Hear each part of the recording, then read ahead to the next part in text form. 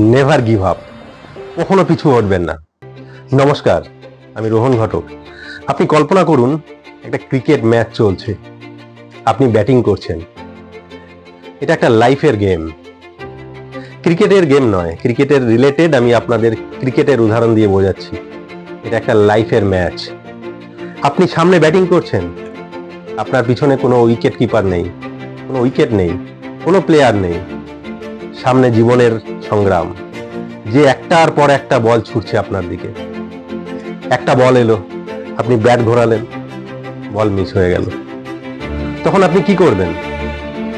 বললাম না, এই খেলায় কোনো উইকেট নেই, কোনো প্লেয়ার নেই, আপনাকে একা খেলতে হবে। আপনি চাইলেও লাইফের এই খেলায় আউট হতে পারবেন না, যতক্ষণ না আপনি খেলার ময়দান ছেড়ে চলে যাচ্ছেন। দুনিয়ার এমন কোনো শক্তি নেই যে আপনাকে হারাবে, যতক্ষণ না আপনি পিচের মধ্যে দাঁড়িয়ে ব্যাটিং করে যাবেন।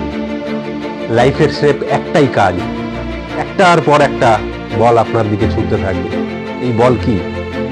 অপরচুনিটিজ। কোনোটা ছোট অপরচুনিটি, কোনোটা বড় অপরচুনিটি। যেটাকে আপনি বড় ভাবছেন, এটাও দেখবেন কখনো ছোট। আবার যেগুলোকে আপনি ছোট ভাবছেন, তার মধ্যেও হয়তো একটা বড় সুযোগ আসবে। তাহলে আমাদের কি করতে হবে? পিচে ব্যাট ধরে ব্যাটিং করে যেতে হবে। বল ব্যাটে লাগলে ভালো, তাহলে আবার অন্য কোনো বল আসবে। ধ্যান পিচের ওপরে রাখুন, লাইফের ওপর রাখুন। আবার একটা বল আসছে, আপনি আবার হাত ঘোরালেন, কিন্তু বল মিস হয়ে গেল। আবারও বল মিস হয়ে বেরিয়ে গেল। সারা দুনিয়ার কাছে আপনি ফেলিওর, কিন্তু আপনি ব্যাট ধরে আছেন, কারণ আপনি এবার জীবনের খেলা বুঝে গেছেন যে একটা ইভেন্ট মানেই জীবনের ব্যর্থতা নয়, লাইফে হাজার লক্ষ ইভেন্ট আসবে। এইভাবে একের পর এক বল আসছে। 3 নাম্বার বল এলো, আবার ব্যাট ঘোরালেন, এবারও বল মিস হয়ে গেল। 4র্থ বল এলো, আবারও ব্যাট ঘোরালেন, এবারও মিস হয়ে গেল। সারা দুনিয়া তখন আপনাকে ফেলিওর ছাড়া আর কিছু জানে না। আপনিও হয়তো হতাশ হয়ে যাচ্ছেন যে একের পর এক বল আপনি মিস করছেন। 5ম বল এলো, আবারও ব্যাট ঘোরালেন, আবারও মিস হলো। 6 নম্বর বল এলো, আর একটু আপনি এগিয়ে মারলেন ছক্কা। একই বলে আগের 5 বলের ব্যর্থতা সফলতায় পরিণত হবে। সারা খেলা চেঞ্জ হয়ে যাবে একদিনের মধ্যে। Don't give up my friends. যখন জীবনে কঠিন সময় আসবে, চ্যালেঞ্জ আসবে, প্রতিটা চ্যালেঞ্জকে স্বীকার করতে শিখুন। এটা আপনার হার নয়। কি লাইফে একটা চ্যালেঞ্জ আসলো আর আপনি ভেঙে পড়লেন, হেরে গেলেন। পড়ে যাওয়া মানে আপনার কাছে হেরে যাওয়া নয়। পড়ে গিয়ে যখন উঠে দাঁড়াবেন, ব্যথা হবে। যখন কোনো বড় ব্যর্থতা আসবে, জীবনের সব মোটিভেশন নষ্ট হয়ে যাবে। ব্যথা লাগা মানে হেরে যাওয়া নয়। ব্যথা লাগে যখন মন থেকে কিছু করতে চাইছেন আর সেটা পেরে উঠছেন না। মনে রাখবেন, লাইফে যখন যখন ব্যর্থ হয়ে পড়বেন, তখন কি আপনি ওঠার জন্য আবার চেষ্টা করছেন? আপনি কি এই ব্যর্থতার দুঃখ, পড়ে যাবার আঘাত সহ্য করেও আবার চেষ্টা করছেন? যদি উত্তর হ্যাঁ হয়, তাহলে এটাই সেই মুহূর্ত যেখানে আপনি 99% ফেলিওর ব্যক্তির থেকে 1% সফল ব্যক্তির দলে আসতে পেরেছেন। কোনো কিছুতেই যায় আসে না কি আপনি কতটা সময় দিয়েছেন, কি কতটা এনার্জি নষ্ট করেছেন, কতটা ব্যথা সহ্য করেছেন। যখন সবকিছুই সহ্য করে ফেলেছেন, তখন আর পিছু হটবেন না। একটাই লক্ষ্য থাকবে যে জিততে হবে।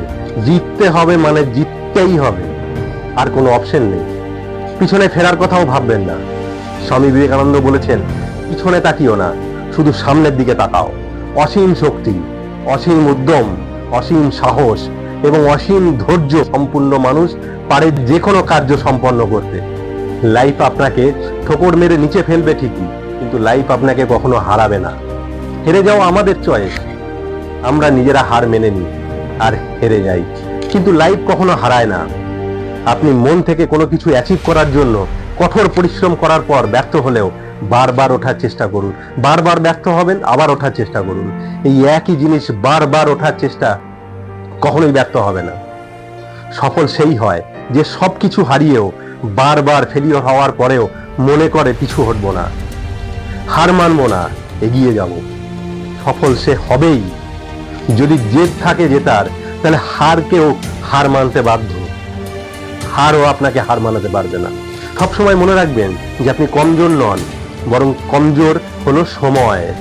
আর এই সময় সবার বদলে যায়। সময় সব সময় পরিবর্তনশীল। সময় আপনার কাছে হারতে বাধ্য। আপনি শুধু আপনার কাজ করে যান, জিত আপনার হবেই। কর্ম করে যান, কর্মফলের আশা না করে। সফল আপনি হবেনই হবেন। গীতায় ভগবান শ্রীকৃষ্ণ অর্জুনকে বলেছেন, কর্মণ্যবাধিকারস্তে মা ফলেষু কদাচন। অর্থাৎ হে অর্জুন, কর্ম করে যাও, কর্মফলে তোমার কোনো অধিকার নেই। कर्मण्येवाधिकारस्ते मा फलेषु कदाचन मा कर्म फल हेतुर्भूर्मा ते संगोस्त कर्मणि। हे पार्थ, तुम कर्म कर सकते हो, कर्म करने का संकल्प कर सकते हो, परंतु इसका फल पाना तुम्हारे हाथों में नहीं है। এই ভিডিওটি যদি আপনাদের ভালো লেগে থাকে তাহলে লাইক করবেন, সাবস্ক্রাইব করবেন আর বেল আইকন ক্লিক করতে ভুলবেন না। আর বন্ধুদের সঙ্গে অবশ্যই শেয়ার করবেন। ভিডিওটি দেখার জন্য প্রেমপূর্বক অভিনন্দন।